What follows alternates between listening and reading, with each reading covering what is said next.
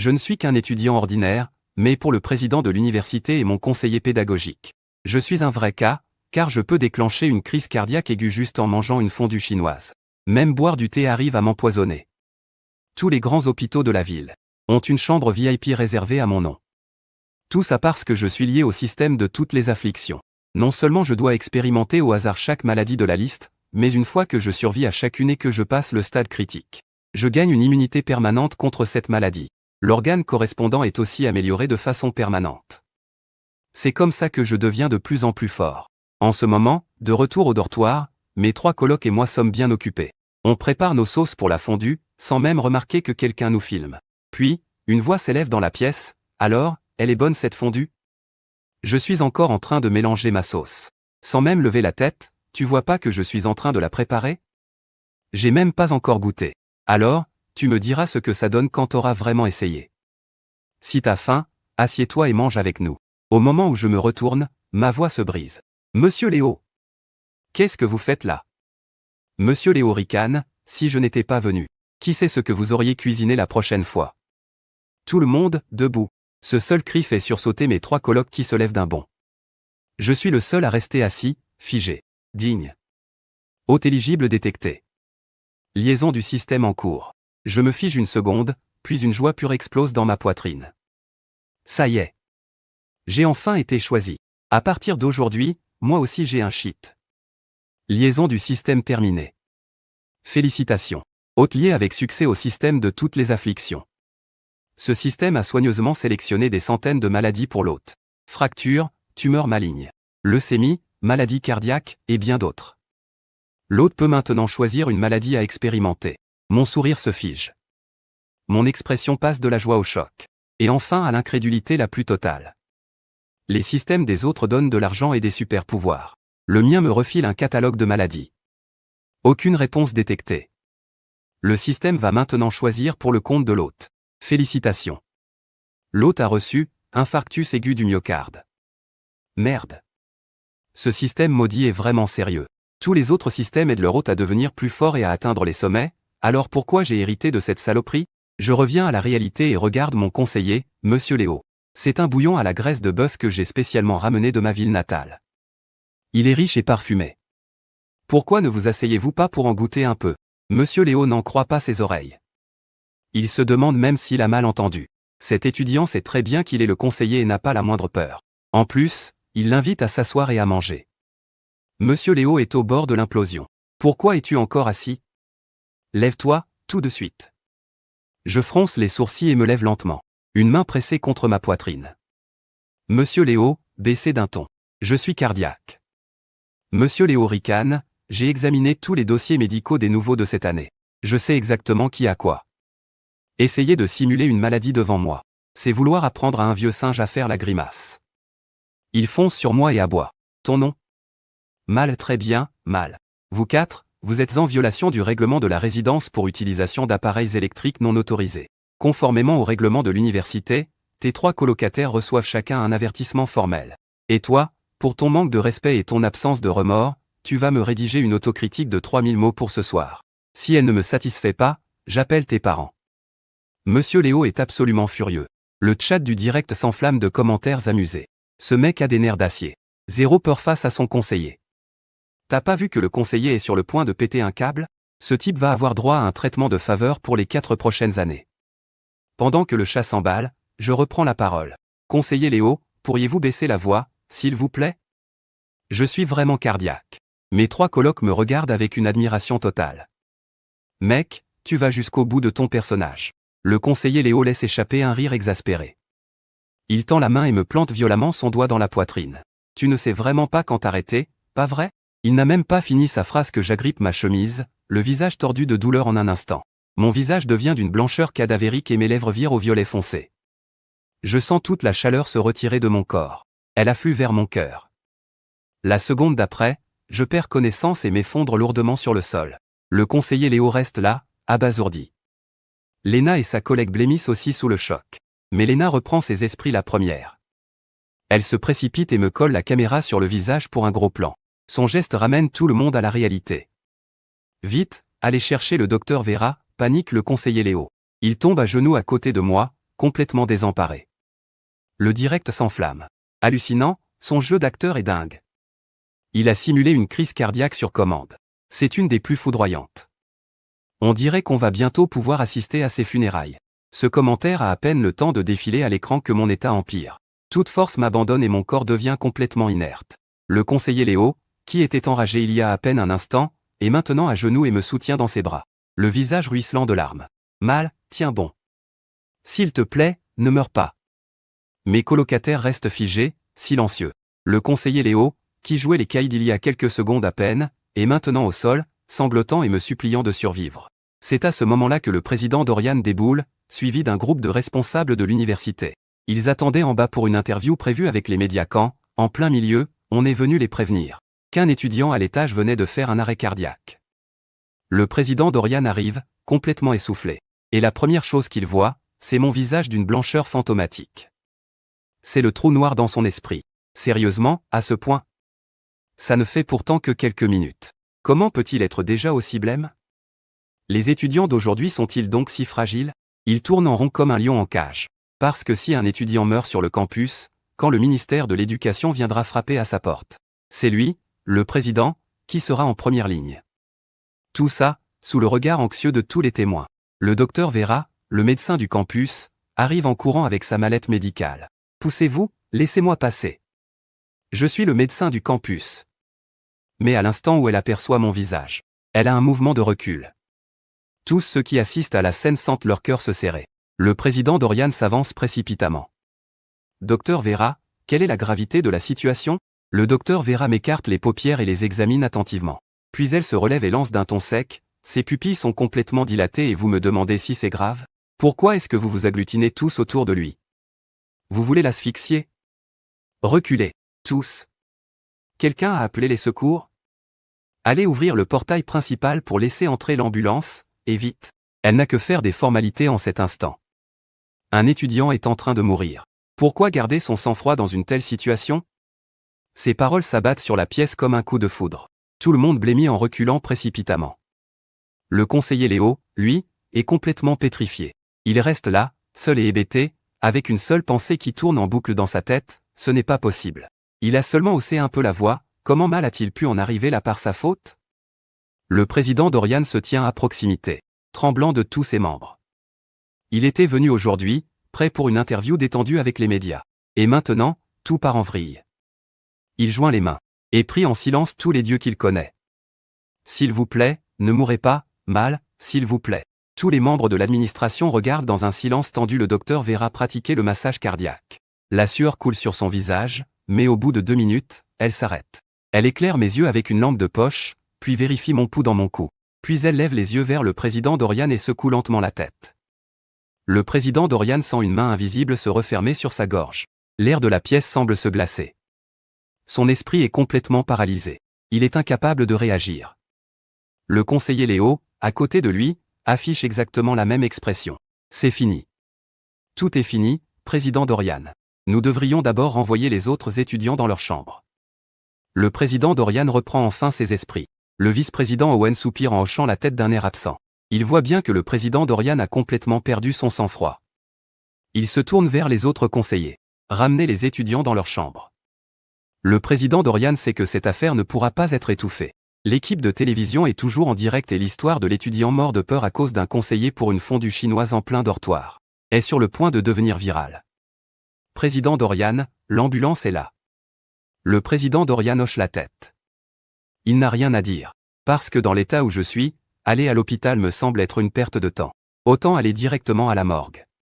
Et au moment précis où cette pensée lui traverse l'esprit, j'ouvre les yeux et prends une longue et profonde inspiration. Tout le monde sursaute. Le président Dorian est si effrayé que ses jambes se dérobent et qu'il manque de s'effondrer par terre. J'esquisse un sourire gêné mais poli. Oh, tout le monde est encore là? Vous avez mangé? Le président Dorian tremble d'émotion. S'il ne faisait pas plein jour, il serait persuadé d'avoir vu un fantôme. Sa voix tremble. Mal. Tu es vivant. Je parviens à esquisser un faible sourire.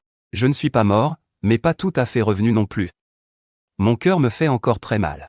Avant que j'aie pu finir ma phrase, le docteur Vera s'avance et me glisse sous la langue une pilule pour le cœur à action rapide.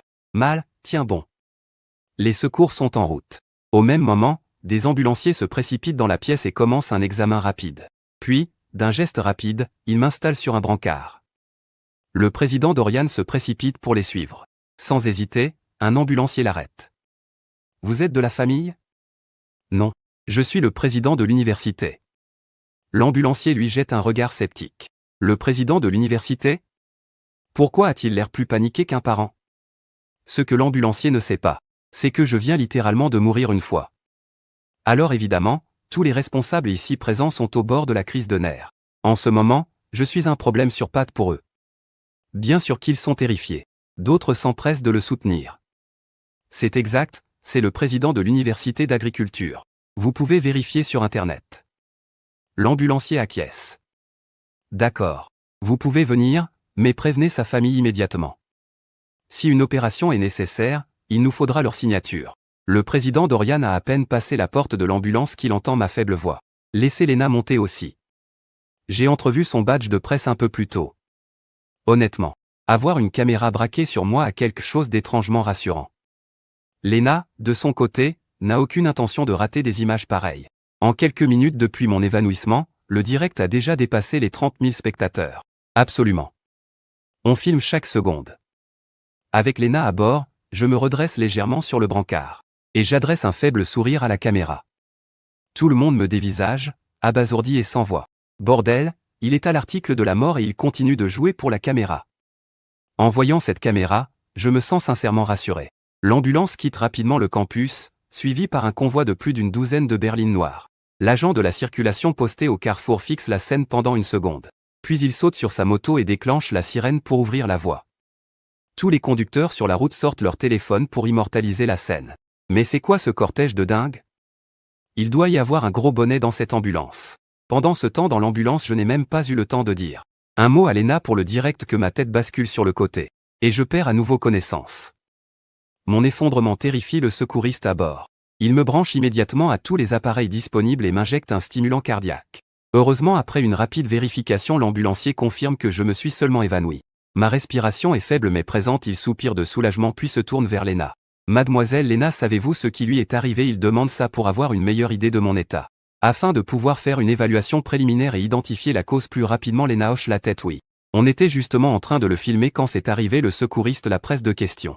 Pouvez-vous me raconter ce qui s'est passé ? Lina réfléchit un instant. On traversait le dortoir des garçons. Quand on a senti une odeur de fondue chinoise venant de leur chambre, alors on est entré. L'infirmière à côté émet une hypothèse. Est-ce que quelque chose dans la fondue aurait pu déclencher sa crise cardiaque ? Une épice forte peut-être. Lina secoue la tête. Non, quand on est entré ils étaient encore en train de préparer leur sauce. Ils n'avaient pas encore touché à la fondue. Ces paroles ne font que rendre l'ambulancier plus confus. Si la nourriture n'est pas la cause, alors quelque chose a dû déclencher un choc émotionnel grave. Ce qui est suffisant pour affecter le cœur. Les yeux de Lena s'illuminent comme si elle venait de se souvenir de quelque chose. Juste avant que Mal ne s'effondre, le conseiller Léo lui criait dessus. Parce que le conseiller Léo pensait qu'ils enfreignaient tous les quatre le règlement du dortoir. En préparant une fondue chinoise et il était en train de les sermonner. Je me souviens du conseiller Léo pointant son doigt avec force sur la poitrine de Mal à 3 reprises et exigeant qu'il écrive un rapport d'autocritique. Au moment où elle dit ça, tous les administrateurs qui regardent le direct ont des sueurs froides. Parce que si mon malaise est réellement lié aux actions du conseiller Léo, il pourrait faire face à des poursuites pénales. Sentant le scepticisme de l'ambulancier, Lena ajoute: on a tout filmé. L'ambulancier fronce les sourcils.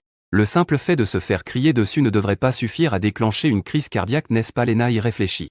En soi peut-être pas, mais le conseiller Léo criait extrêmement fort. Mal n'arrêtait pas de lui dire de baisser la voix. Elle fait signe à son caméraman de sortir la vidéo. Puis tend son téléphone pour que l'ambulancier regarde. La vidéo montre le conseiller Léo furieux, me piquant la poitrine 3 fois pendant que je le supplie de parler moins fort et que je lui parle de mon problème cardiaque. Mais il continue jusqu'à ce que je me mette à trembler, que je me serre la poitrine et que je m'effondre. Après avoir regardé l'extrait, la bouche de l'ambulancier a un tic. Il trouve ça complètement absurde. Comment est-il censé rédiger le rapport d'incident pour cet étudiant qui a fait un arrêt cardiaque de peur à cause de la voix forte de son conseiller? C'est ridicule. Juste à ce moment-là, j'ouvre à nouveau les yeux et je reprends conscience. L'ambulancier se penche vers moi avec urgence. Mal, vous êtes dans un état critique. S'il vous plaît, ne bougez pas. Je lui fais un petit sourire. Ça va, je suis juste en train d'ajuster mon oreiller. Continuez de parler, ne faites pas attention à moi. Je finis ma phrase et fais un cœur avec les doigts à la caméra. Puis ma tête bascule sur le côté et je suis à nouveau inconscient. La section des commentaires explose. Il est si fort, il était littéralement en train de nous sourire il y a un instant. Quel optimisme il faut pour sourire malgré une telle douleur. Un gamin aussi génial ne peut pas mourir comme ça. Partagez le live pour que plus de gens le regardent. Le chat s'emballe complètement, les dons pleuvent, les partages se multiplient en quelques minutes. Le nombre de spectateurs explose, passant de dizaines de milliers à des centaines de milliers. En voyant les commentaires affluer, la panique du président Dorian ne fait que s'intensifier. Il a l'impression qu'il va lui-même avoir une crise cardiaque. À ce rythme, les événements d'aujourd'hui vont faire le buzz dans tout le pays. Tout ce qu'il peut faire maintenant, c'est prier pour que Mal tienne le coup et ne meure pas. Alors que tout le monde retient son souffle, l'ambulance arrive enfin à l'hôpital modèle. Les médecins de garde à l'entrée sont pris de court par le spectacle. Des escortes de police à l'avant, une flotte de berlines de luxe à l'arrière, et le directeur Aldrich qui, debout à l'entrée, fume une cigarette. Il l'écrase immédiatement et court vers l'ambulance. Il est clair que ce patient va nécessiter son attention personnelle. Mettez-le sur un brancard, alertez l'équipe chirurgicale de se tenir prête. Où est l'ambulancier? Que quelqu'un me fasse un topo, maintenant. Le directeur Aldrich étant déjà en mouvement, les professeurs titulaires et les chefs de service se précipitent tous également. Une infirmière qui se fait bousculer et écarter du chemin semble complètement désemparée. Même la perfusion lui est arrachée des mains par l'un des médecins principaux. Tout un groupe de professeurs titulaires me pousse sur le brancard vers la salle d'urgence. Lina et son caméraman suivent de près, capturant chaque instant. Au moment où le directeur Aldrich aperçoit l'équipe de tournage, il est encore plus convaincu que ce patient est sans aucun doute quelqu'un d'important. On me fait entrer en toute hâte dans la salle de soins quelques instants plus tard. Sans l'autorisation du médecin, Lina et son caméraman ne peuvent pas entrer. Alors ils attendent dans le couloir. Lina, on continue de tourner? Demande son caméraman. On continue de tourner. Les yeux de Lina sont fixes et déterminés. La maladie et les accidents font aussi partie de la vie universitaire. On ne peut pas montrer que le bon côté. Nous devons tout montrer. Le caméraman hoche la tête pour signifier qu'il a compris son message.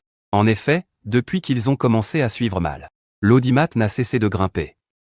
Les administrateurs de l'université sont arrivés peu après. Où est Mal? Il est dans la salle de soins.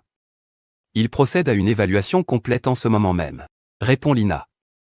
Après quoi, le président Dorian se met à faire les 100 pas devant la porte. Même lorsque sa femme était en train d'accoucher, il n'a jamais été aussi anxieux. Prenez une pause, président Dorian, dit le vice-président Owen. Le président Dorian secoue la tête. Je ne suis pas fatigué. Ce que je veux dire, c'est que de vous voir faire les 100 pas, ça nous épuise. Le président Dorian a l'air embarrassé et s'apprête à s'asseoir. Quand le directeur Aldrich pousse la porte et sort. Directeur Aldrich, comment va Mal? Le directeur Aldrich répond avec une pleine confiance. Détendez-vous, les signes vitaux du gamin sont stables. Rien de trop grave. Des médecins spécialistes effectuent des tests en ce moment même. Le rapport sera bientôt prêt. En entendant ces paroles, tout le monde pousse un soupir de soulagement collectif. Après tout, le directeur Aldrich est l'un des plus grands noms en cardiologie. Sa parole a du poids. Juste au moment où le président Dorian et le vice-président Owen se permettent enfin de sourire, la porte de la salle de soins s'ouvre brusquement. Une infirmière sort en courant, paniquée, et crie au directeur Aldrich. Directeur. Le cœur de l'étudiant s'est de nouveau arrêté. Le directeur Aldrich retourne en courant à l'intérieur, complètement déconcerté. Une crise cardiaque, ce n'est pas un rhume. Comment est-ce que ça peut frapper 2 fois de suite comme ça? Quelque chose ne va vraiment pas. Il ne perd pas une seconde, et se précipite à nouveau dans la pièce pour vérifier mon état. Le visage du président Dorian s'assombrit instantanément d'inquiétude. Le directeur Aldrich est-il vraiment fiable? Ne venait-il pas de jurer que tout allait bien? Président Dorian, qu'est-ce qu'on fait maintenant? Le conseiller Léo ne tient plus en place. Il est tout aussi paniqué que le président Dorian à ce stade. Le président Dorian lui tapote l'épaule. Le ciel protège les gens bien, conseiller Léo. Ne soyez pas trop dur avec vous-même. Le conseiller Léo enfouit son visage dans ses mains, les larmes coulant. Tout est de ma faute. Je n'aurais pas dû élever la voix. Une demi-heure plus tard, le directeur Aldrich sort de la salle d'urgence, l'air visiblement épuisé. Tout le monde se presse immédiatement autour de lui. Directeur Aldrich, comment va Mal? Le directeur Aldrich marque une pause avant de parler. Mal a des obstructions dans les 3 artères, mais pas simultanément. C'est intermittent, irrégulier, sans aucune logique, ajoute-t-il rapidement. Je sais que ça défie tout ce qu'on trouve dans les manuels de médecine. Mais c'est la réalité, et franchement, je suis moi-même désemparé en entendant ça. Tout le monde comprend soudainement pourquoi il a l'air si épuisé. Parce qu'une seule artère bouchée suffit à placer une personne normale en état critique. Pourtant, les 3 artères de Mal se bouchent à tour de rôle, comme si c'était une sorte de jeu. Alors, directeur Aldrich, est-ce que l'hôpital a déjà un plan de traitement pour Mal? Le directeur Aldrich hoche la tête. Étant donné la nature unique et critique de l'état de Mal, nous venons de tenir une réunion d'urgence. Là, dans la salle de soins. Et nous avons tous convenu que Mal a besoin d'un pontage coronarien, immédiatement. En entendant ça, le chat du direct explose. Oh mon Dieu, ça devient sérieux. Ils vont directement lui faire un pontage. Le président Dorian parle avec fermeté. Directeur Aldrich, l'université couvrira toutes les dépenses médicales. L'argent n'est pas un problème. Donnez à Mal ce qu'il y a de mieux, ne lésinez sur rien. Le directeur Aldrich laisse échapper un rire amer. Lésiner? Vous me prêtez de bien nobles intentions. Dans le pire des cas, les 3 artères sont bouchées. Ça veut dire qu'on ne fait pas un seul pontage. On en fait 3, simultanément. Tout le monde retient son souffle, sous le choc. Remarquant l'expression inquiète du président Dorian, le directeur Aldrich ajoute d'un ton rassurant. Ne vous inquiétez pas, président Dorian. Un pontage est une opération majeure, oui. Mais le taux de réussite est supérieur à 97%. Dans la plupart des cas, ça se passe sans problème. Le président Dorian pousse un soupir de soulagement. Mais à la seconde suivante, le ton du directeur Aldrich change. Mais la saturation en oxygène dans le sang de Mal est dangereusement basse. En dessous de 70. La probabilité qu'il ne survive pas à l'opération est significative. L'esprit du président Dorian se vide. Directeur Aldrich. Vous ne veniez pas de dire que le taux de réussite était de 97%? Comment ça, il risque de ne pas survivre? Le directeur Aldrich se racle la gorge, mal à l'aise. L'opération en elle-même a un taux de réussite élevé, oui. Mais vu son état actuel, je ne suis pas sûr qu'il puisse tenir assez longtemps pour qu'on termine. Pour faire simple, avec environ 70% d'oxygène dans le sang, il reste à une personne à peu près une journée. En dessous de 40%, il ne lui resterait plus que 3 heures. Le directeur Aldrich prend un formulaire des mains de l'infirmière et le tend. Si nous opérons maintenant, quelqu'un doit signer ça. Qui s'en charge? Tout le monde fixe le formulaire en silence. Le signer, c'est prendre l'entière responsabilité de tout ce qui se passera dans cette salle d'opération. Mais le directeur Aldrich a été clair, l'oxygène de Mal chute, et le temps presse. S'ils attendent qu'un membre de sa famille arrive pour signer, Mal sera peut-être déjà en route pour la morgue. Tous les regards se tournent vers le président Dorian. Le caméraman zoome pour faire un gros plan sur son visage. Je signe. Le président Dorian prend le stylo. Il signe sans hésitation. Directeur Aldrich, s'il vous plaît, opérez Mal le plus vite possible. La signature obtenue. Le directeur Aldrich ne perd pas un mot. Il met son masque et retourne directement à l'intérieur. Mais au moment où il ouvre la porte, le cri strident d'une infirmière retentit. Directeur. L'oxygène du patient est tombé à 20%. Quoi? 20?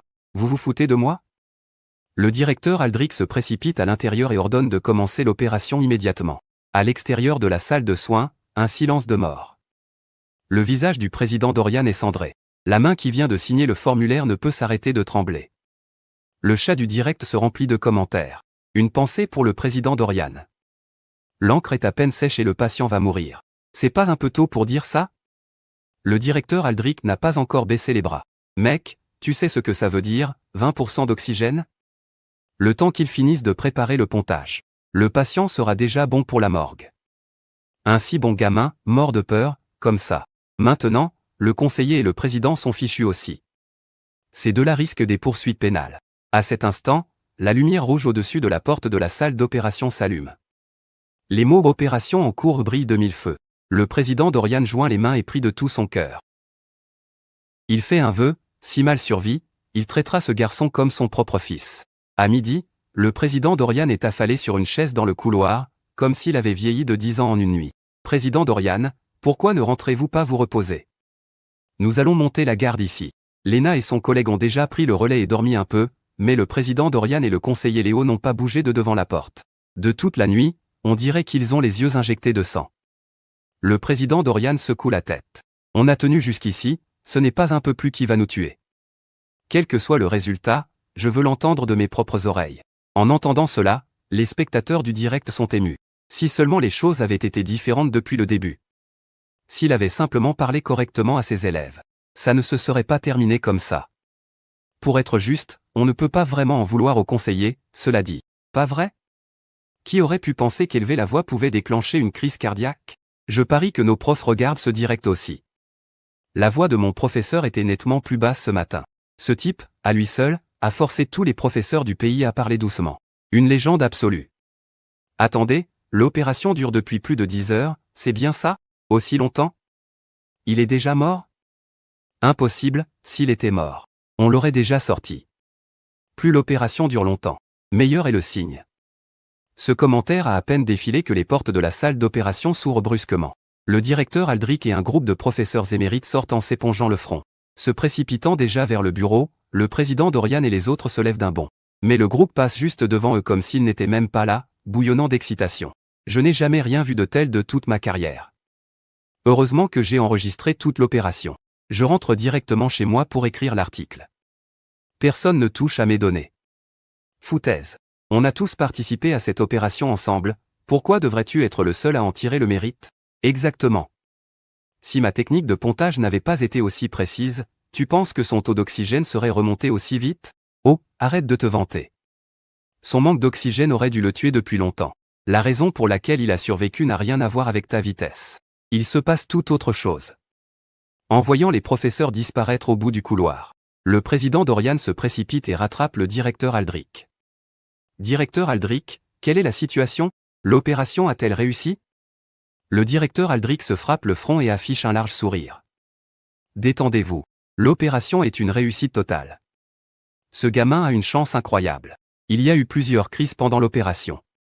Chaque fois qu'on pensait que c'était fini pour lui, il a tenu bon. Lena réalise que c'est de l'or en barre pour le direct. Elle s'avance immédiatement pour demander plus de détails. Directeur Aldrich, pouvez-vous nous expliquer exactement ce qui a mal tourné pendant l'opération?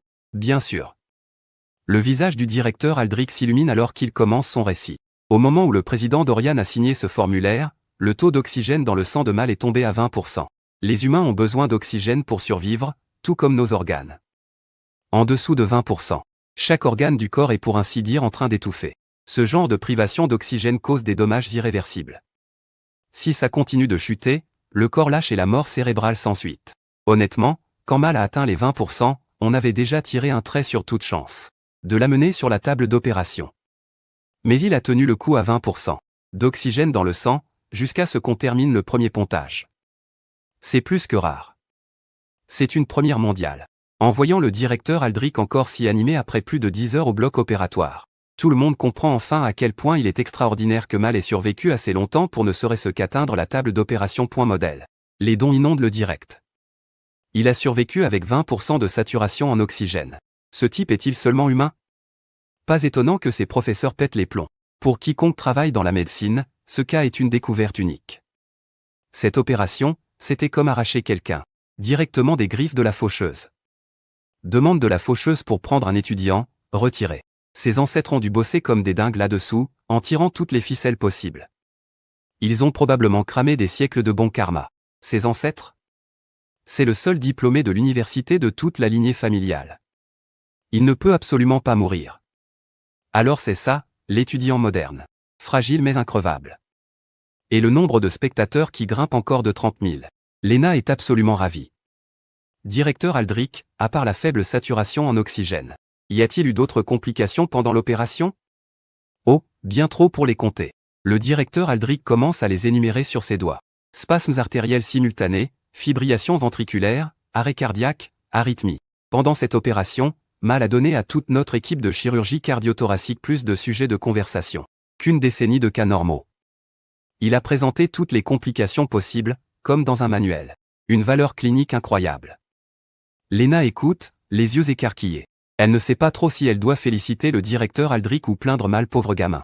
Tout ce qu'il voulait, c'était une fondue chinoise dans sa chambre d'étudiant. Regardez où ça l'a mené. Le président Dorian se fiche des détails. Une seule chose l'intéresse. Il demande, avec une anxiété à peine contenue, « Directeur Aldrich, dites-moi franchement, le problème cardiaque de Mal est-il guéri ?»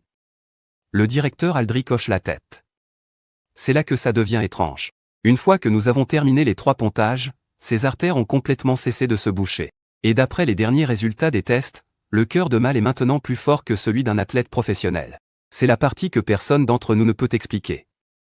Et c'est précisément pourquoi ces professeurs ont foncé dans leur bureau. Pour écrire des articles au lieu de dormir.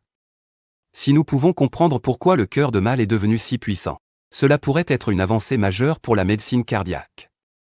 En entendant cela, le président Dorian a du mal à croire ce qu'il entend. C'est dingue. Absolument dingue. Un seul cri d'un conseiller l'envoie aux urgences. Et maintenant vous me dites que son cœur est plus fort que celui d'un athlète professionnel. Vous vous moquez de moi. Les spectateurs du direct sont tout aussi abasourdis. Impossible qu'un cœur qui sort à peine de chirurgie soit plus fort que celui d'une personne normale. Si quelqu'un d'autre disait ça, je dirais que c'est n'importe quoi. Mais on parle du directeur Aldrich, là, non, et regardez la tête des professeurs. Personne ne joue la comédie. Cette opération était vraiment hors du commun. Ses ancêtres doivent avoir un sacré grade aux enfers. Rien d'autre ne peut expliquer cette chance. C'est ce qu'on appelle un mal pour un bien? Incroyable. Attendez, est-ce que quelqu'un d'autre entend ça? On dirait un battement de tambour. Il n'y a pas que les spectateurs qui l'entendent. Le président Dorian et tout le monde dans le couloir l'entendent aussi. Il se tourne vers la source du son. Une infirmière me fait sortir de la salle de soins. Ce battement de tambour, c'est mon cœur. L'anesthésie ne s'est pas encore dissipée, donc je suis toujours inconscient. Mais les battements de mon cœur résonnent, puissants et distincts. Tout le monde se tait. Qui aurait pu imaginer que ces battements de cœur tonitruants appartiennent à quelqu'un qui a failli mourir d'une insuffisance cardiaque il y a quelques heures à peine? Le chat du direct s'enflamme. C'est vraiment son cœur, ça? C'est beaucoup trop fort. On est sûr que ce n'est pas un effet sonore? Quand la réalité dépasse la fiction sur Internet, l'effet n'est pas le même. Ce qui ne te tue pas te rend plus fort, et il l'a pris au pied de la lettre. Je me fais opérer du cœur demain. J'espère que je m'en sortirai comme mal. Je dois des excuses au directeur Aldrich. J'ai douté de lui tout à l'heure. J'avais tort. Si elle ne l'avait pas vu de ses propres yeux, même Lena aurait eu du mal à le croire. Ce battement de cœur venait de moi. Il est si intense. C'est comme si mon cœur essayait de s'arracher de ma poitrine. Si puissant qu'il semble résonner avec tout le monde autour de lui. Directeur Aldrich, est-ce que tout va vraiment bien? Demande le président Dorian, l'air toujours inquiet. Avant, il avait peur que mon cœur s'arrête, maintenant il a peur qu'il ne s'emballe. Après tout, c'est lui qui a signé ce formulaire, s'il m'arrive quoi que ce soit, ça lui retombera dessus. Le directeur Aldrich se frotte les tempes, l'épuisement se lisant enfin sur son visage. Je sais ce qui vous inquiète tous, mais croyez-moi, nous avons fait tous les examens possibles. Mal est en parfaite santé en ce moment. Maintenant, rentrez tous chez vous et dormez. Si je ne me repose pas bientôt, je serai le prochain cas cardiaque. Le directeur Aldrich fait signe à l'infirmière de me ramener dans ma chambre. Pendant ce temps, au siège de la chaîne de télévision de la ville. Dans la salle de conférence principale, le directeur Vance enchaîne les réunions, écoutant les rapports de ses producteurs. Il feuillette les données de performance hebdomadaire de chaque émission. À chaque page, son expression s'assombrit. Attendez, coupe le directeur Vance. Le producteur en plein milieu de sa phrase. Il lâche une question qui tombe comme un coup près. Quelle est l'audience moyenne en direct pour votre émission? Le producteur se recroqueville légèrement. 500. En entendant ce chiffre, le directeur Vance laisse échapper un rire sec. Et sans joie. Shazim Flavor, en comptant les salaires de tout le monde, coûte à cette chaîne des dizaines de milliers par semaine, et vous me dites que l'audience moyenne en direct est de 500 personnes? Le producteur ne dit rien, encaissant le coup en silence. Tous les autres baissent le regard, certains semblant très intéressés par leur thé, d'autres fixant un point dans le vide. Tant que le directeur Vance ne prononce pas leur nom, ce n'est pas leur problème. Cette émission est annulée. Terminée après le prochain épisode. Le producteur panique. S'il vous plaît, directeur Vance, donnez-nous une autre chance. Un mois de plus. Nous ferons des bénéfices le mois prochain. Je vous le promets. Le directeur Vance renifle froidement et prend une lente gorgée de thé. Tous les autres l'acceptent en silence. Le directeur Vance a pris sa décision. Cette émission est finie.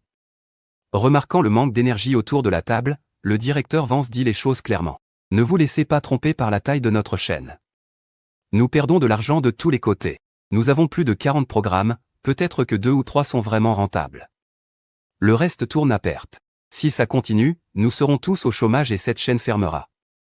Personne ne discute, ils comprennent tous. Si la chaîne coule, ils coulent avec elle. Mais la réalité, c'est que leurs programmes ne peuvent tout simplement pas rivaliser avec les vidéos courtes. Que peut-on y faire? Alors que le directeur Vance commence à avoir mal à la tête à cause de tout ça, son regard est attiré par quelque chose sur un document posé devant lui. L'équipe de production de Campus Chronicle demande 2 caméramens dédiés et 2 véhicules de société. Le directeur Vance fronce les sourcils. Il sait que Campus Chronicle reçoit de bons retours, mais l'émission perd toujours de l'argent. De plus, c'est juste une émission sur la vie de Campus. Pourquoi diable aurait-il besoin de 2 caméramens supplémentaires? Il est sur le point de rejeter la demande quand il remarque les données d'audience en direct. Pour Campus Chronicle des 2 derniers jours. Il inspire brusquement, sa voix monte d'un ton. Pic d'audience, 210 000. Audience moyenne en direct, 140 000. Revenu du streaming, 23 000. Ces chiffres ressortent comme un phare par rapport à toutes les autres émissions de la grille. Et ce ne sont que les chiffres de 2 jours. À quoi ressemblerait une semaine complète? Que se passe-t-il? Comment les chiffres de l'émission ont-ils explosé du jour au lendemain? Le directeur Vance attrape son téléphone. Immédiatement, il regarde les clips montés de l'émission. Il ne lui faut pas longtemps pour comprendre. La raison pour laquelle l'émission est devenue virale se résume à une seule personne, un étudiant nommé Mal. Le directeur Vance lit le formulaire de demande de Lina. Lina pense que Mal est un contenu live exceptionnel. Et veut une équipe dédiée pour le suivre et documenter sa vie quotidienne. Le directeur Vance fronce les sourcils, hésitant. Après tout, la célébrité de Mao est soudaine et accidentelle, due à une crise cardiaque qui lui a fichu la peur de sa vie. Que ça arrive pendant une fondue au dortoir, c'est une super histoire, mais la maladie, c'est un événement unique. Suivre quelqu'un sur le long terme juste pour ça, ça ne semble pas valoir le coup. Il regarde les chiffres une dernière fois, puis il serre les dents et signe le formulaire de demande. Allez, on tente le coup. Et si ça payait? Pendant ce temps, dans une chambre d'hôpital privé. Je suis assis dans mon lit, une infirmière me donne à manger à la cuillère. J'ai insisté plus d'une fois pour dire que j'allais parfaitement bien maintenant. Mais face à l'insistance ferme du président Dorian et du directeur Aldrich, je vis la belle vie, sans avoir à lever le petit doigt. La bouche grande ouverte. Mal, vous ne ressentez vraiment rien d'inhabituel? Lena est assise juste à côté de moi, micro à la main, professionnelle jusqu'au bout des ongles. Ce matin, le directeur Vance a approuvé sa demande. Désormais, 3 cadreurs me suivent à plein temps et le direct est diffusé 24 heures sur 24.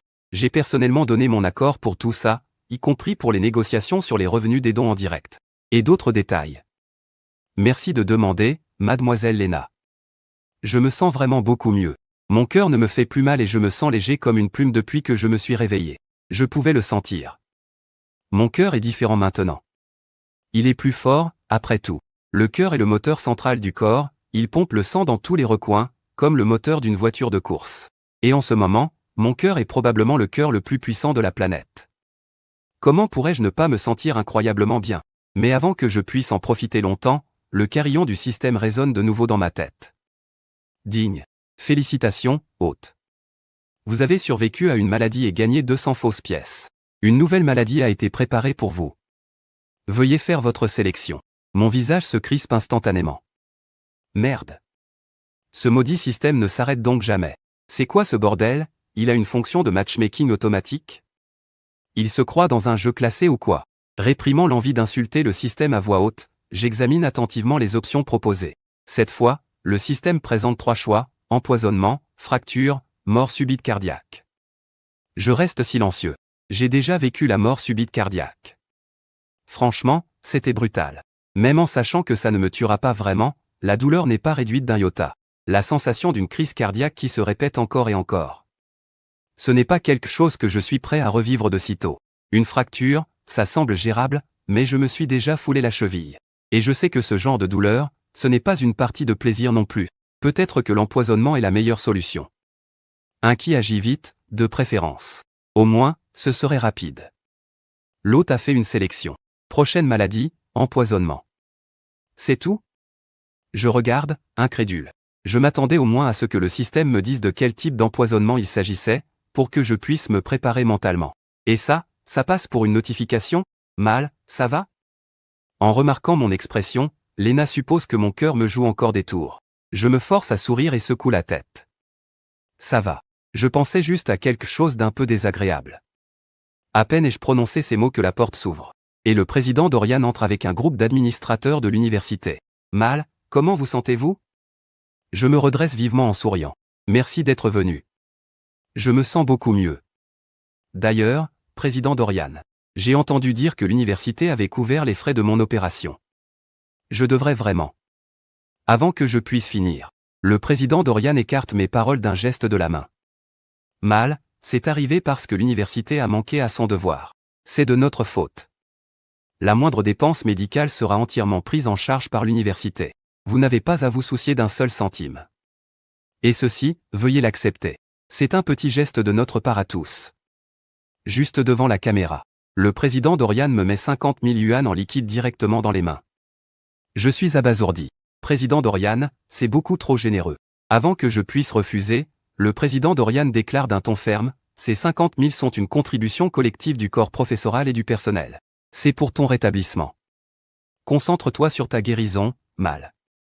Ne t'inquiète de rien sur le campus. Je m'occupe de tout. Au moment où ces mots sont prononcés, le chat du direct s'enflamme de jalousie. Ce mec a touché le jackpot. C'est un mal pour un bien, en fait. On le croyait tous fini, à se mettre son conseiller à dos dès le premier jour. Et maintenant, le président de l'université le protège en personne. Incroyable. Vous êtes juste des jaloux. Il a risqué sa vie pour ça. Il est littéralement mort une fois pour la fac. Quelques privilèges de la part du président, c'est la moindre des choses. Tant qu'il ne dépasse pas complètement les bornes, le président fermera sûrement les yeux. Je ne m'attendais pas à ce que tomber malade m'apporte un bonus inattendu. Après tout, le président Dorian est le président de l'université. La plupart des étudiants ne le croisent qu'une ou deux fois avant leur diplôme, alors de là à recevoir son attention personnelle.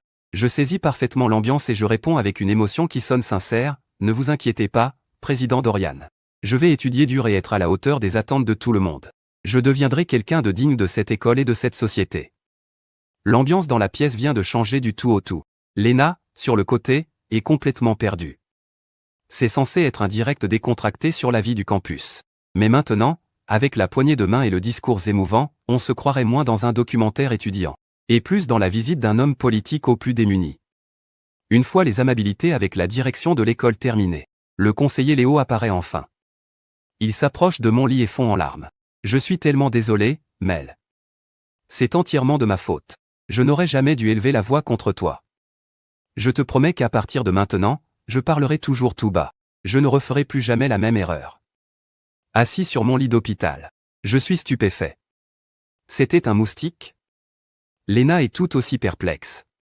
Le conseiller Léo vient de dire quelque chose ? Le président Dorian s'éclaircit la gorge, embarrassé.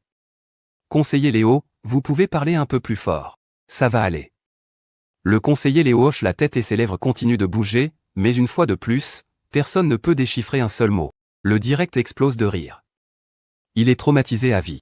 Il a failli finir en prison pour ça. N'importe qui serait terrifié. J'ai vraiment cru que mon casque était en panne. Le conseiller Léo, c'est un sacré numéro. Ce type peut faire absolument tout ce qu'il veut sur le campus maintenant. Le président le protège. Et le conseiller va le traiter comme une bombe à retardement qu'il doit garder en vie. Je n'ai pas entendu un mot de ce que le conseiller Léo a dit. Mais l'idée générale n'est pas difficile à deviner. Je lui sauve quand même la face et prends l'initiative de lui serrer la main. Je lui dis que j'ai aussi ma part de responsabilité, qu'il ne faisait que son travail et que je comprends. Puis je glisse à voix basse, au fait, monsieur le conseiller Léo. La fondue chinoise, c'était entièrement mon idée. Mes colocs n'ont rien à voir là-dedans. À propos de ces avertissements disciplinaires. Avant que le conseiller Léo ne puisse répondre, le président Dorian intervient directement. Il est tout à fait compréhensible que des étudiants veuillent un repas décent. En fait, choisir de cuisiner dans sa chambre universitaire plutôt que de dépenser de l'argent à l'extérieur témoigne d'une frugalité admirable et d'un esprit travailleur. Cuisiner sa propre fondue au lieu de payer le prix du restaurant. C'est une vertu que j'admire sincèrement. J'ai donc décidé que le restaurant universitaire allait ajouter un nouveau stand de fondue. Quand vous voudrez une fondue, allez aux rues. Fini les appareils à haute puissance dans les chambres. Quant aux avertissements disciplinaires, considérez-les comme annulés. Mais que ça ne se reproduise plus. Je lève un pouce sincère en direction du président Dorian. Pas étonnant que cet homme soit président d'université. Il maintient le règlement interdisant les appareils à haute tension dans les dortoirs en utilisant le raisonnement le plus honorable qui soit, pour annuler entièrement les avertissements disciplinaires. Magistral, absolument magistral. Repose-toi bien. On retourne au campus maintenant. Oh, et échangeons nos numéros. Si tu as besoin de quoi que ce soit à l'avenir, envoie-moi un message directement. L'intervention du président Dorian choque les spectateurs du direct. Pas possible, ça devient de plus en plus irréel. Le président échange personnellement son numéro avec un étudiant, sérieusement ? Le président et ce gamin ont frôlé la mort ensemble, échanger leur numéro c'est la moindre des choses. L'échange de numéros effectué, le président Dorian quitte les lieux avec les administrateurs de l'école. Avant même que je puisse souffler, le directeur Aldrich revient avec le même groupe de professeurs. Il est radieux et me regarde comme on regarde un trésor rare. Mel, on est venu voir comment tu allais. Comment te sens-tu ? Avant que je puisse répondre, les professeurs ont déjà sorti leur stéthoscope. Et ils se mettent au travail. Je ne sais pas si je dois en rire ou en pleurer. Tout ce zèle, c'est incroyable. Écoutez-moi ce battement de cœur, si puissant. Et regardez cette blessure. Elle guérit si vite. L'un des professeurs me saisit même le poignet pour prendre mon pouls. Après toutes mes années d'études de la médecine traditionnelle, je n'ai jamais senti un pouls aussi fort. Je pousse un soupir d'impuissance. Encore un qui a perdu la tête. Les autres professeurs s'attroupent aussitôt. J'appelle désespérément, directeur Aldrich. Vous allez vraiment rester là sans rien faire? Je suis en train de me faire submerger, là. En entendant ça, le directeur Aldrich s'approche enfin avec un grand sourire et commence à faire sortir les professeurs. Bon, mais elle est encore en convalescence, arrêtez de vous agglutiner autour de lui comme ça. Vous allez ficher la trouille à ce pauvre gamin. Ayant manqué sa chance de sentir mon rythme cardiaque elle-même, une professeure remonte ses lunettes à monture épaisse. L'air profondément déçu. Tout le monde dehors. J'aimerais parler à Mel. Les professeurs sortent à contre-cœur, chacun se retournant tous les quelques pas. Directeur Aldrich, dites ce que vous avez à dire.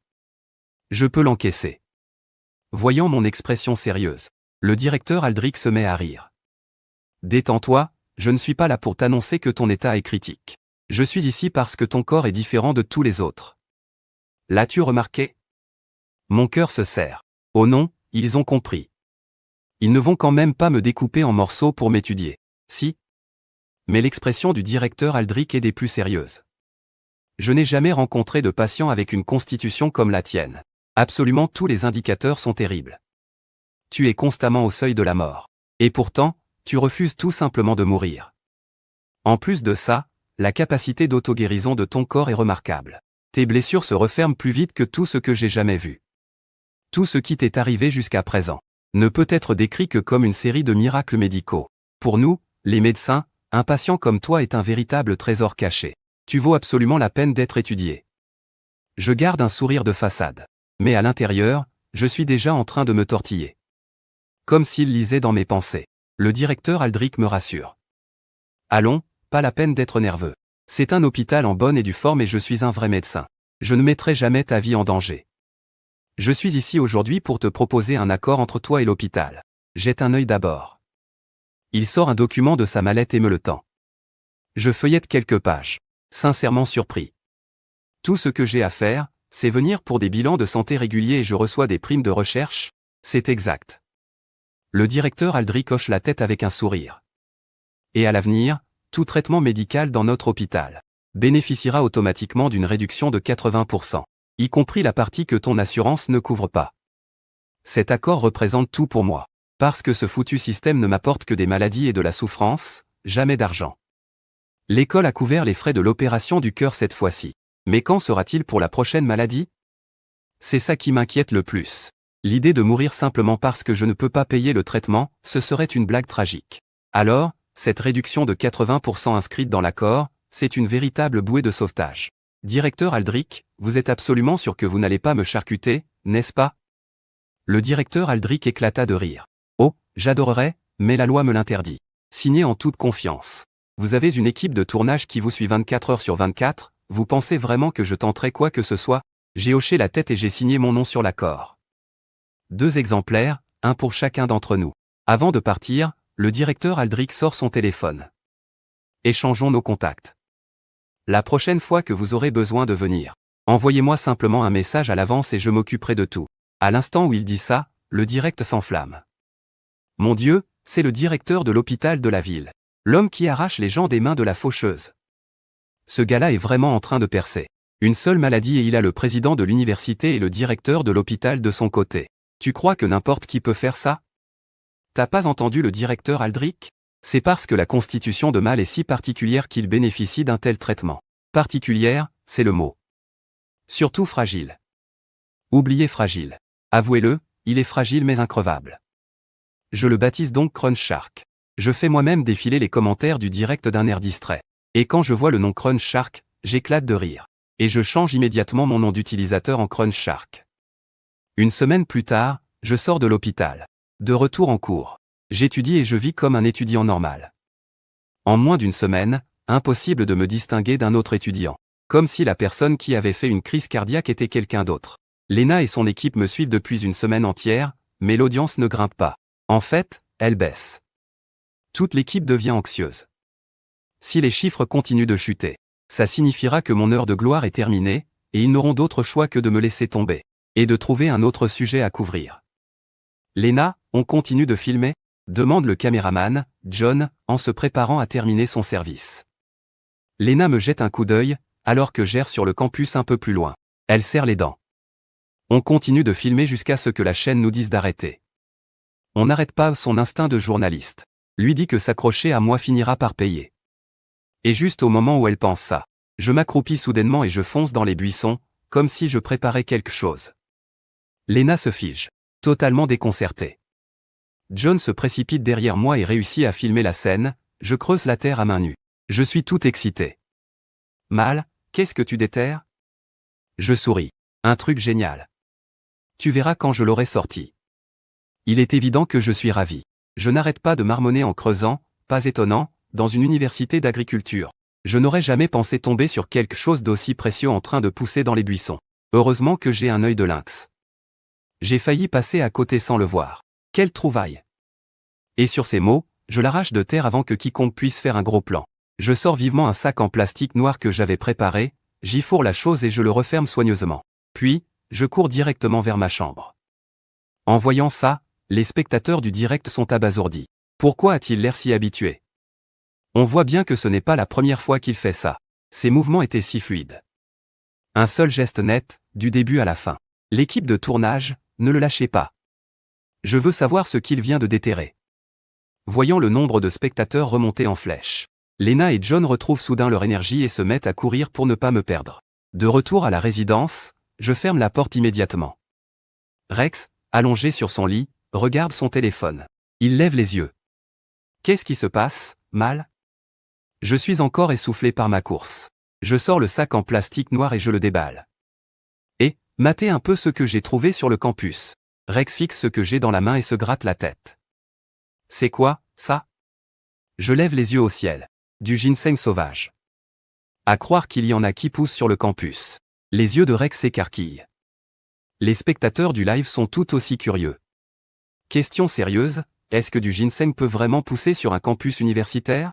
Le ginseng n'est pas très exigeant sur son lieu de pousse, donc techniquement, il peut apparaître n'importe où. Mais en trouver dans les buissons du campus, c'est un truc de fou. C'est du fake, mec, c'est obligé. C'est une université d'agriculture, tout est possible. Pas faux. Ça dépend si des étudiants des années supérieures n'ont pas un projet de recherche sur le ginseng. Quelqu'un a pu le planter dans les buissons pour se faciliter la tâche. Et Mal est juste tombé dessus par hasard, ah. Ça me rappelle cette histoire. Où un première année a cueilli des légumes dans un champ pour les manger, et en fait, c'était le projet de recherche d'un an d'un étudiant plus âgé. Une minute de silence pour cet étudiant. Sur un signal de Léna, John s'approche et fait un gros plan sur le truc. Et honnêtement, ça ressemble vraiment à s'y méprendre à du ginseng. Je la porte à l'évier avec un sourire en coin et je rince la terre. Une fois propre, l'illusion est parfaite. Rex se redresse sur son lit. Ce genre de ginseng, ça doit valoir une fortune, non? Je me souviens, mon père en a acheté un en cadeau l'an dernier. Des dizaines de milliers pour une seule racine, j'explique. Ça dépend vraiment de la variété. Le ginseng de culture, ça ne coûte pas si cher que ça. Mais si c'est du ginseng sauvage, là, le prix n'est plus le même. Les yeux de Rex s'illuminent. Alors, t'as touché le jackpot? Je souris. Oh, rien d'extraordinaire. Juste un petit coup de chance. En disant ça, je sors un petit couteau du tiroir. Rex panique et tente de m'arrêter. Mais qu'est-ce que tu fais? Ce truc vaut des dizaines de milliers. Tu vas le manger? Je le regarde d'un air blasé. Et un peu d'ambition. Quand on trouve un truc aussi bon, on en profite d'abord soi-même, bien sûr. Mais je ne vais pas tout couper, t'inquiète. Juste quelques radicelles à faire infuser dans de l'eau chaude. C'est bon pour la santé. Sans un mot de plus, Rex va chercher sa tasse. Je coupe soigneusement une petite partie des radicelles, avec la précaution qu'on prendrait pour trancher un lingot d'or. Puis, je les dépose dans nos 2 tasses et je verse de l'eau bouillante. Tandis que les radicelles tourbillonnent et infusent dans l'eau chaude, un parfum délicat et pur s'échappe des tasses. Je me penche pour humer l'odeur. Mon visage exprime une pure satisfaction. C'est bien du ginseng sauvage, aucun doute. Cet arôme est vraiment unique. Un truc d'une telle qualité, rien que de le respirer, ça doit suffire à te rallonger la vie. Ah. Allez, Rex, santé. Je trinque avec lui, et juste au moment où nous allons boire. Le conseiller Léo frappe à la porte. Qu'est-ce que vous manigancez, tous les deux? Au moment où le conseiller Léo entre, Rex lui tend une tasse. Conseiller Léo. Mal a trouvé du ginseng sauvage dans les buissons. On est en train de le faire infuser. L'arôme est incroyable, vous devriez goûter. Depuis l'histoire de ma crise cardiaque, le conseiller Léo est devenu le plus bienveillant des conseillers du campus. Du coup, il est devenu très populaire dans la résidence, et c'est exactement pour ça que Rex pense toujours à partager les bonnes choses avec lui d'abord. Le conseiller Léo prend la tasse et me regarde en souriant. Mal, t'as une sacrée veine, toi. Trouver du ginseng dans les buissons du campus, fallait le faire. Je me contente de sourire sans rien dire.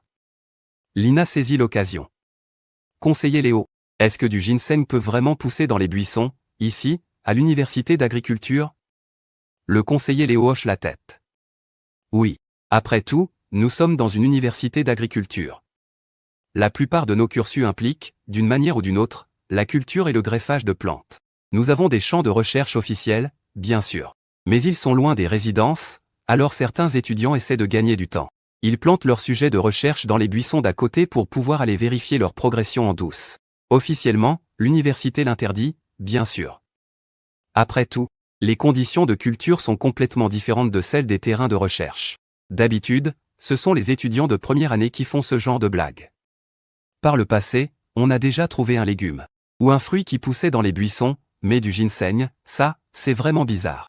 Suite à son explication, les spectateurs du live sont soudainement très intéressés. L'université d'agriculture, ça a l'air bien plus marrant que ce que je pensais. Mes gènes d'agriculteur s'activent. C'est quoi les notes requises pour l'admission? Franchement, l'université d'agriculture semble être un super choix. L'environnement de travail après le diplôme est assez simple. Pas de coups bas au bureau. Bienvenue à tous, venez étudier avec nous. Les expériences agricoles, c'est bien plus marrant qu'on ne le croit. Imaginez faire pousser des tomates aussi grosses que votre tête. Lena est surprise de voir que le nombre de spectateurs ne cesse d'augmenter, apparemment. Les gens sont vraiment curieux de la vie à l'université d'agriculture. Ils ont juste été distraits par toutes les histoires qui me sont arrivées. Lina ne compte pas gâcher cette opportunité. Elle se met à poser plein de questions au conseiller Léo. Sur la vie à l'université d'agriculture, conseiller Léo. C'est que c'est une bonne opportunité pour faire la promotion de l'université et se met à parler sans se faire prier. Alors qu'il est bien lancé, la voix de Rex résonne, mal. Pourquoi tu t'es endormi tout habillé? Lève-toi, enlève au moins tes chaussures. Le conseiller Léo se retourne et me voit, allongé sur mon lit, les joues rouges, un sourire paisible aux lèvres. L'air complètement détendu. Il rigole doucement. Ah, la jeunesse. Il suffit de toucher l'oreiller pour s'endormir. Il lève sa tasse, s'apprêtant à en boire une gorgée. À cet instant, son regard tombe sur la racine posée sur le bureau, et sa main se fige net. Il devient livide. Rex, où est-ce que tu as eu ça? Rex hausse les épaules, l'air de rien. C'est le ginseng sauvage que Mal a déterré. Franchement, un truc d'une telle valeur, et il le laisse comme ça sur le bureau après l'avoir fait infuser. Et si quelqu'un l'avait pris? Crie le conseiller Léo au moment où Rex tend la main pour s'en saisir. N'y touche pas. Tout le monde sursaute. Rex le dévisage, perplexe. Qu'est-ce qui se passe, conseiller Léo? Le conseiller Léo fixe la tasse dans ses mains tremblantes. Où un fin filament, pas plus épais qu'un auriculaire, tourbillonne encore dans l'eau. Il regarde la tasse vide sur le bureau, son visage se décomposant de seconde en seconde. Ne me dis pas que ce qui infusait dans ces tasses, c'était ça? Rex hoche la tête, ouais. Le conseiller Léo manque de s'arracher les cheveux. Mal vient de boire une tasse entière. Il a dit que c'était trop précieux pour gâcher, alors il a tout bu, l'eau, les radicelles et tout le reste. Quoi? Le conseiller Léo pousse un cri perçant, se retenant à grand-peine. Ça ne se mange pas, ce truc. Il veut mourir ou quoi? Il dégaine son téléphone et appelle aussitôt le docteur Vera, lui expliquant la situation en 2 mots. Le docteur Vera manque d'exploser. Mais pourquoi diable vous m'appelez, moi? Appelez les urgences. Mais tout en disant ça, elle attrape déjà sa trousse médicale. Et file en courant vers le dortoir des garçons. Mal a déterré du ginseng sauvage, l'a bu en tisane et il est en train de mourir. À l'instant où ce poste apparaît sur le forum du campus, toute la direction de l'université d'agriculture passe en alerte générale. Les téléphones se mettent à sonner sans discontinuer dans tous les bureaux de l'administration. C'est plus chaotique qu'un centre de commandement militaire. Le président Dorian refile les demandes du rectorat au vice-président Owen et fonce vers le dortoir des garçons, sans même s'arrêter pour prendre sa veste. Quand le président Dorian arrive, on est déjà en train de me faire monter dans l'ambulance. Conseiller Léo, Mais qu'est-ce qui s'est encore passé? Le président Dorian a l'impression qu'il va devenir fou.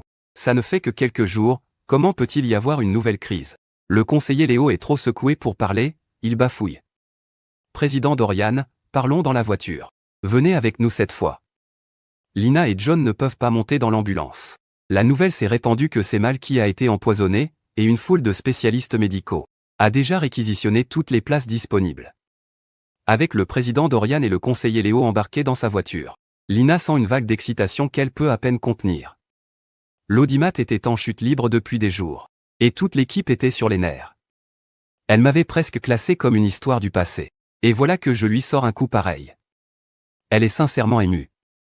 Ce type, il assure vraiment quand il le faut. Une fois dans la voiture, le conseiller Léo réussit à se reprendre un peu. Le président Dorian prend la parole en premier. Que s'est-il passé? Pourquoi Mal s'est-il encore effondré? Le conseiller Léo esquisse un sourire qui est pire que des larmes. Président Dorian. Mal ne s'est pas effondré, cette fois. Il a été empoisonné. Empoisonné? Le président Dorian fronce les sourcils. Une intoxication alimentaire? Ça ne peut pas être ça. Je mange 3 fois par jour à la cantine et je vais parfaitement bien. Le conseiller Léo poursuit. En rentrant au dortoir, Mal s'est faufilé dans les buissons et a déterré quelque chose. Il pensait que c'était du ginseng. Il l'a rapporté, l'a fait infuser et l'a bu. Et c'est ça qui l'a empoisonné. L'estomac du président Dorian se noue. Quoi? Le conseiller Léo plonge la main dans sa poche et en sort le sac en plastique noir. Il l'ouvre pour lui montrer. Le président Dorian devient livide. Ce n'est pas du ginseng. C'est de la racine de phytolac. Son cœur sombre complètement. Ça a été déterré sur le terrain de notre propre campus. Qu'est-ce que ça signifie? Ça signifie que notre école a une grave faille de gestion. Lina n'a toujours pas saisi la gravité de la situation. Président Dorian, c'est quoi, la racine de phytolac? C'est toxique? Le président Dorian reste silencieux un long moment. Laissez-moi vous expliquer. Dans l'ancienne légende de Shennon, qui a goûté chaque plante existante, ce fut la toute dernière qu'il ait jamais goûtée. Tout le monde dans la voiture retient son souffle. Personne ne s'attendait à ce que l'histoire de cette plante soit aussi dramatique. Le chat du direct explose. C'est bien notre mal, il passe direct en mode enfer. Je viens de chercher, la racine de Fatal Acarout est super toxique. Plus de 7 grammes peuvent être mortels. Ce que Mal a avalé devait être bien au-dessus de cette limite, non? Carrément au-dessus. Il l'a d'abord fait infuser, ce qui libère complètement les toxines. Puis il a tout bu, absorption complète. Pas étonnant que le conseiller Léo avait l'air d'avoir vu un fantôme. Quelle est la différence avec le fait de boire du pesticide pur? Et le président Dorian, alors? On dirait que sa tête va mieux, peut-être? À vous entendre tous parler, c'en est vraiment fini de Mal cette fois, pas de panique, gardez confiance en Mal. Il a survécu à une vraie crise cardiaque. Un peu de racine de Fatal Acarout, ce n'est rien. L'ambulance arrive à l'hôpital, où le directeur Aldrich attend déjà avec les chefs de service de chaque unité. À l'instant où on me soulève du brancard, les professeurs seniors prennent immédiatement le relais des infirmières. Où est le médecin de l'école? Quelle est la situation, cette fois? Le docteur Vera trottine jusqu'au directeur Aldrich et lui fait son rapport avec le plus grand respect. Directeur Aldrich. Mal a ingéré de la racine de phytolac par erreur. Dès qu'elle prononce ces mots, tous les médecins présents la dévisagent, stupéfaits. De la racine de phytolac, accidentellement? Seul le directeur Aldrich garde son sang-froid. Quelle quantité a-t-il ingéré? Le docteur Vera lève son petit doigt en guise de référence. Approximativement 15 grammes. Le directeur Aldrich fait pivoter le brancard lui-même et aboie l'ordre. Direct en salle de réanimation. Préparer les urgences et la médecine interne à intervenir. Son unique ordre met tout l'étage en branle, un chaos digne d'un champ de bataille.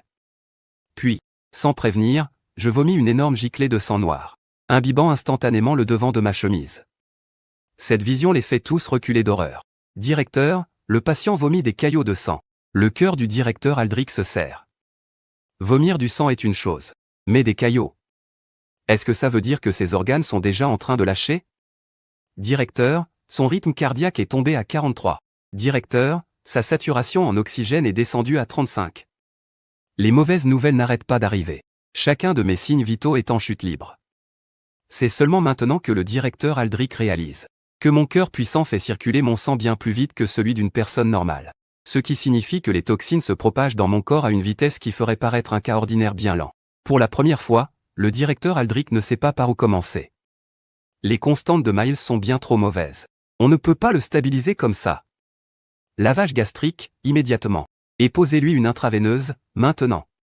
Les portes de la salle de réanimation se referment violemment. Mais l'image de toute une équipe médicale en pleine effervescence est déjà gravée dans toutes les mémoires. L'ambiance du direct s'assombrit nettement. Cette fois, ça a l'air sérieux. Vous avez vu ce sang? C'était terrifiant.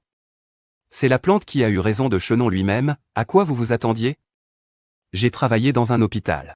Honnêtement, avec la plupart des toxines, une fois qu'elles se sont propagées dans le corps, on est à la merci du destin. L'approche de base, c'est d'évacuer tout ce qui n'a pas encore été absorbé. Si c'est déjà dans le sang, tout ce qu'on peut faire, c'est espérer que le système immunitaire s'en occupe. C'est si grave que ça? Je pensais qu'une fois à l'hôpital, il pouvait juste te donner un antidote. Tu as trop regardé de séries.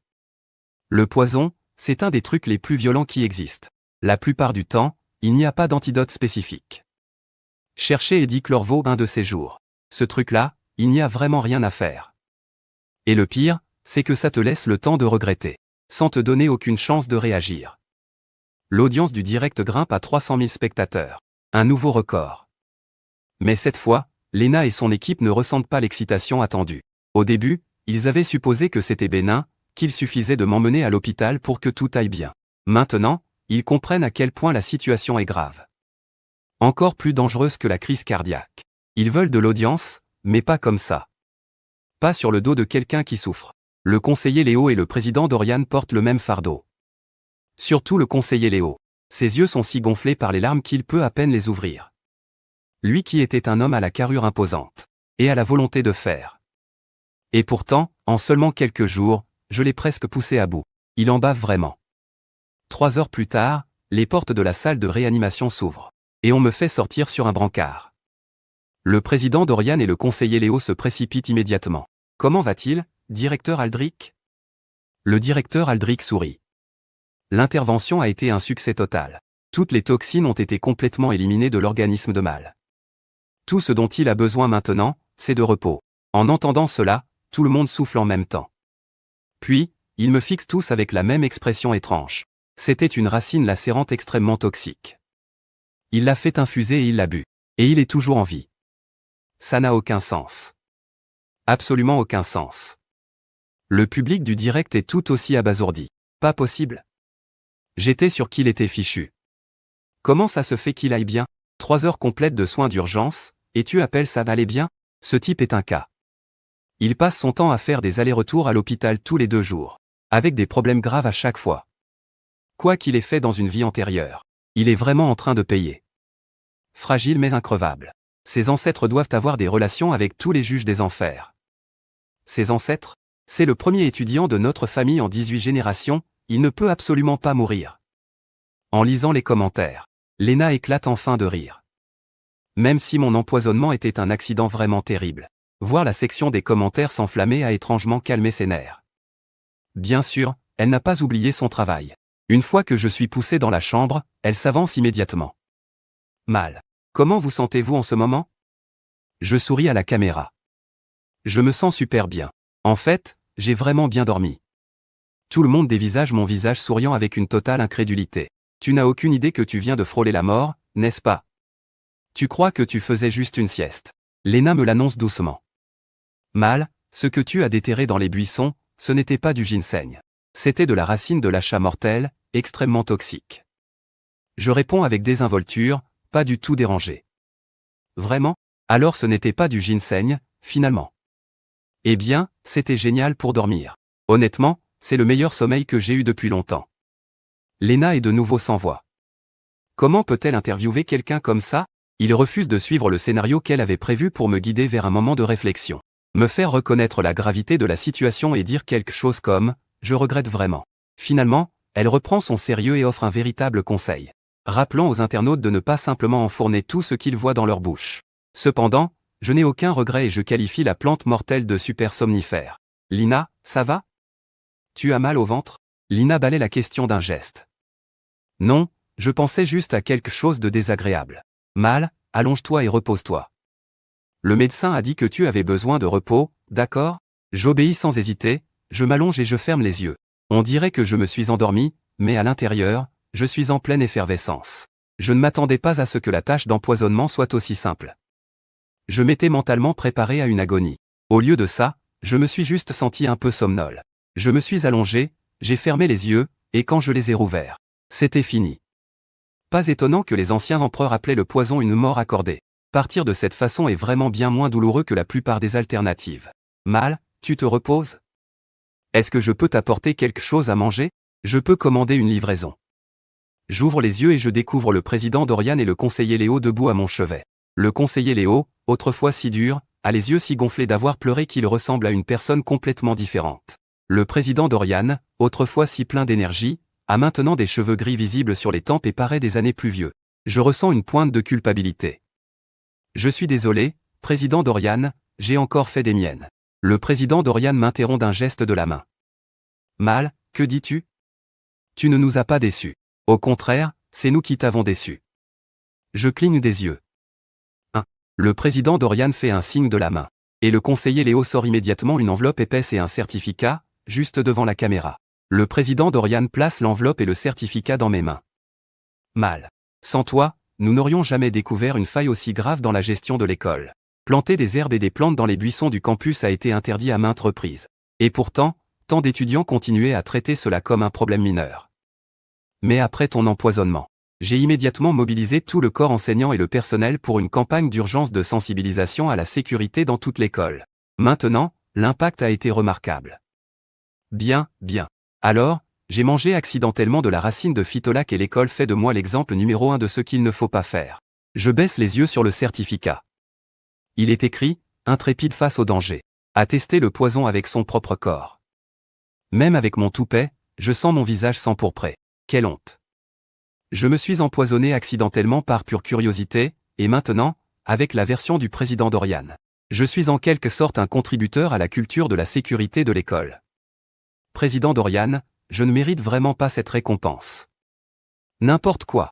Comment ça, tu ne la mérites pas, dit le président Dorian avec une conviction absolue. Si tu n'avais pas risqué ta vie pour servir d'avertissement à chaque étudiant de ce campus, qui sait combien de temps cette dangereuse habitude aurait continué? Mal, ne t'inquiète de rien pour l'instant. Repose-toi et récupère bien, l'école couvrira toutes les dépenses.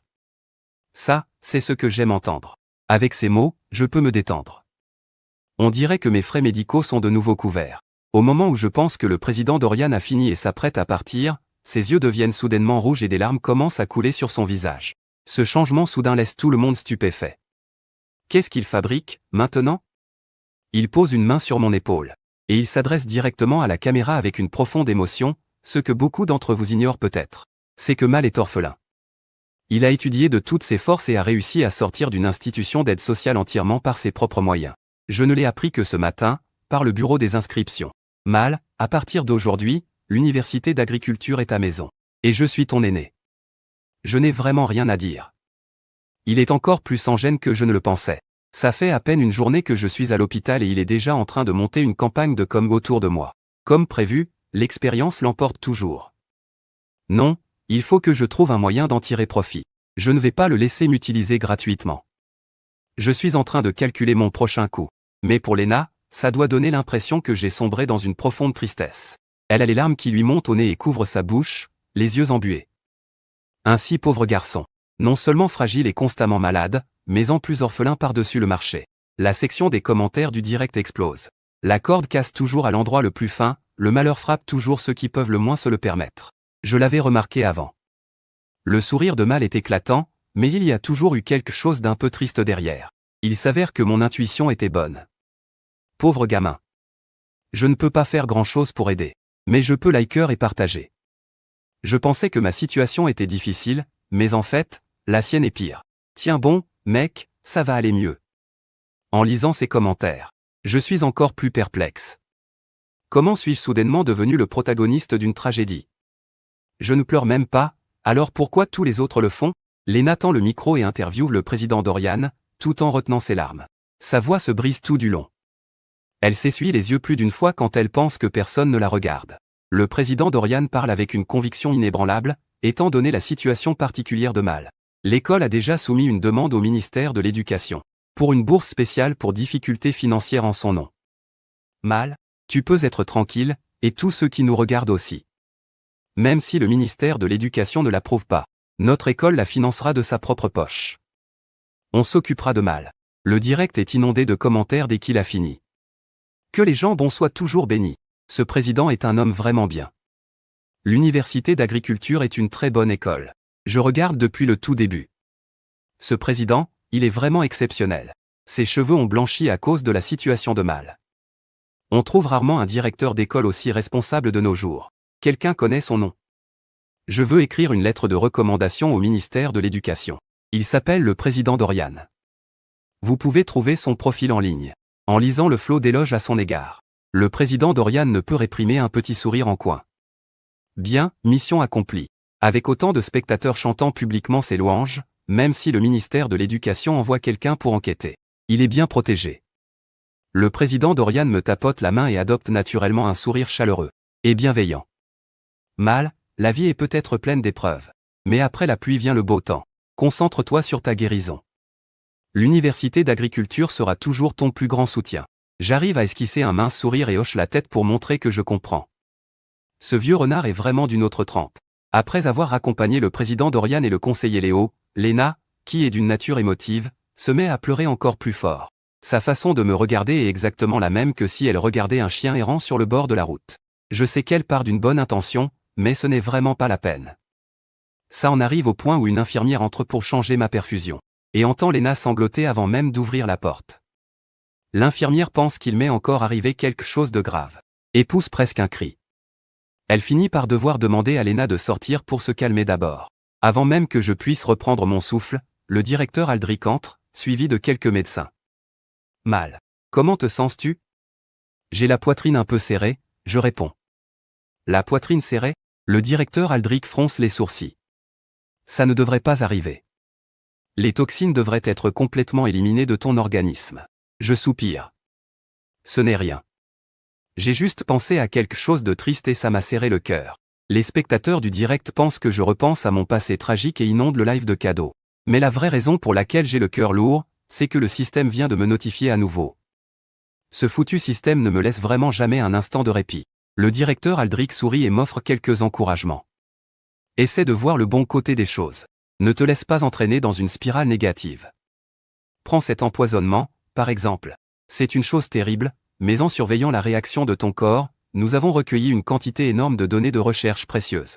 Le médecin qui se tenait à côté du directeur Aldric hocha la tête avec une excitation à peine contenue. Mal. Ton corps est vraiment extraordinaire. Je n'ai jamais rien rencontré de tel. Tu n'es rien de moins qu'un chef-d'œuvre. Celui qui parle est un vieux professeur aux cheveux blancs. Le visage mal rasé, dont les yeux brûlent d'une faim qui est un mélange de fascination et d'obsession académique.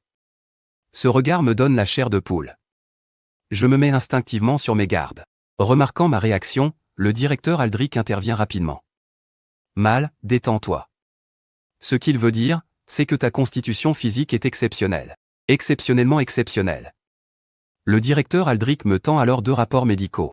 Celui de gauche montre tes résultats à ton arrivée, celui de droite correspond à tes données actuelles. Comparez. Lorsque tu étais au plus fort de l'intoxication, absolument tous tes résultats étaient bien en dessous des seuils de survie. Théoriquement, avec ces chiffres, il était inutile de tenter une réanimation. Et honnêtement, c'est en quelque sorte ce qui s'est passé. Les toxines avaient déjà circulé dans ton sang, jusqu'à chaque organe, causant des dommages irréversibles. L'insuffisance hépatique et l'insuffisance rénale ont suivi, l'une après l'autre. Tout ce que nous pouvions faire, c'était de t'hydrater et de te fournir des soins de base. On pensait tous que c'était la fin. Et puis, d'une manière ou d'une autre, ton propre corps s'est détoxifié tout seul et t'a tiré d'affaire.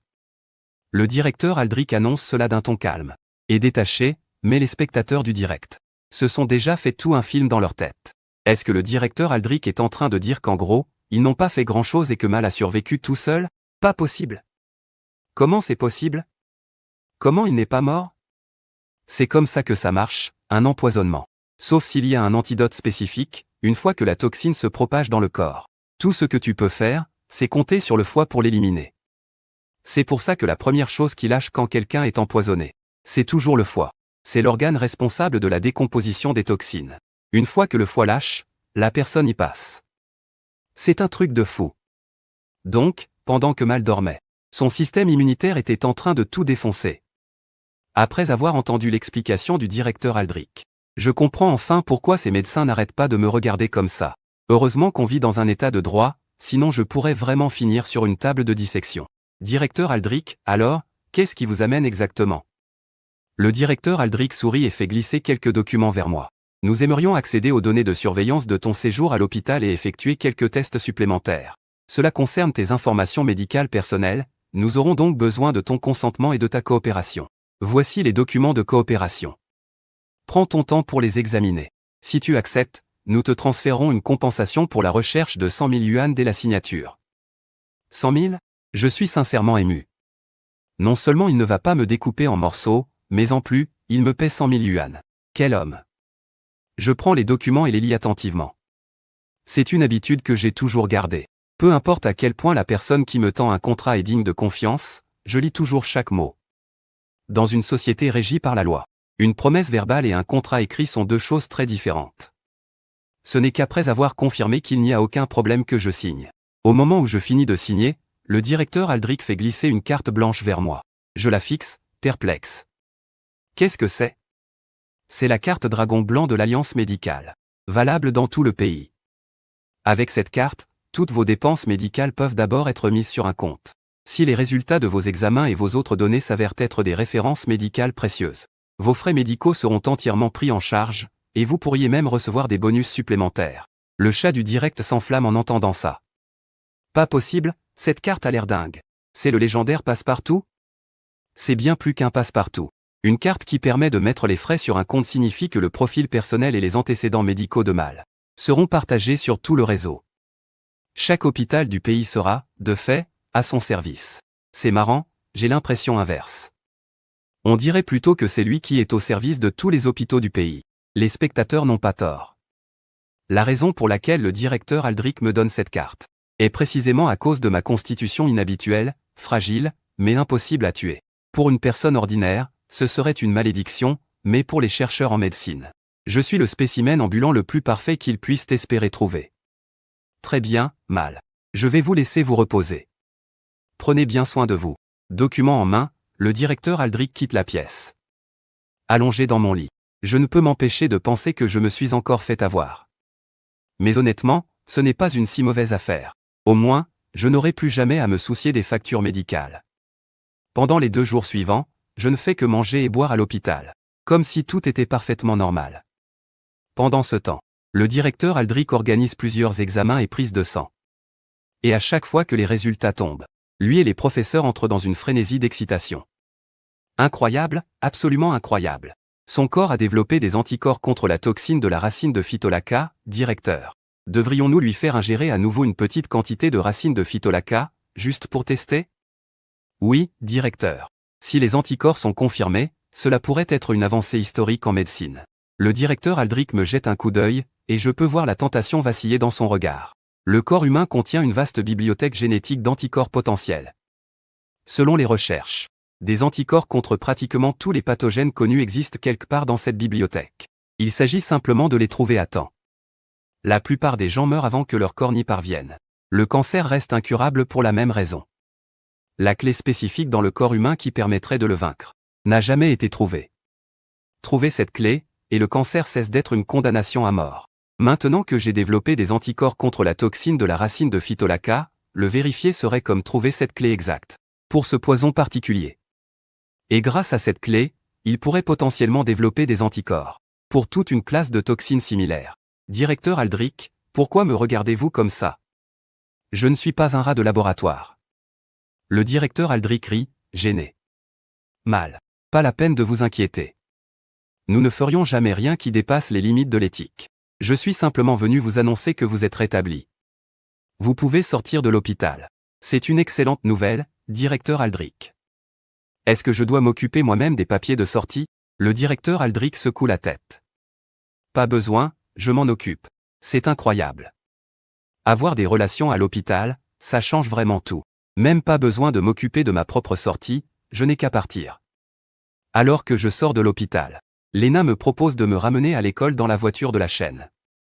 Après l'incident fatal de la route Laka, la chaîne s'est pleinement engagée à me suivre. En seulement 2 jours, le nombre de spectateurs en direct a dépassé les 300 000. Et l'équipe de Lena est devenue l'une des émissions les plus en vogue de la station. Lena, je vais dormir un peu, dis-je en m'installant sur le siège passager et en fermant les yeux.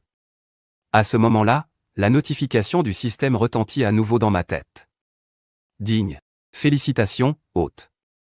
Vous avez survécu avec succès à une maladie et gagné 100 pièces du destin. Une nouvelle maladie a été préparée pour vous. Veuillez faire votre sélection. Veuillez faire votre sélection dans les 10 minutes, sinon le système vous attribuera automatiquement une maladie. Attends. Il ne reste déjà plus que 3 minutes? Maudit système. Dès qu'il détecte que je suis guéri, il remet ça. Je me calme et regarde les 3 options que le système me présente. Fracture, mort subite d'origine cardiaque, handicap lourd. Mes tempes me lancent à la vue de ces choix familiers. J'ai déjà survécu à un empoisonnement. Donc cette option a disparu, remplacée par le handicap lourd. Les 2 autres sont exactement les mêmes qu'avant. Ce qui veut dire qu'un emplacement de maladie ne se renouvelle qu'après que j'ai survécu à celle qui s'y trouvait. Est-ce que ce système pourrait être plus inhumain? Au moment où je pense ça, une nouvelle interface apparaît dans mon esprit. La boutique du destin. À l'instant où je la vois, je m'illumine. Ah, voilà qui est mieux. Toute cette souffrance ne peut pas être vaine. Il doit bien y avoir une sorte de récompense. J'entre dans la boutique du destin et je parcours l'inventaire. Un seul regard et je suis abasourdi. Cette boutique a de tout. Avec assez de pièces du destin, je peux théoriquement tout échanger. Je vérifie mon solde. 200 pièces du destin. Eh ben, c'est embarrassant. Pour l'instant, je ne peux m'offrir que les articles les moins chers. Puis, quelque chose attire mon attention. Un objet appelé le sérum de guérison. Ça a l'air intéressant. J'appuie pour voir les détails.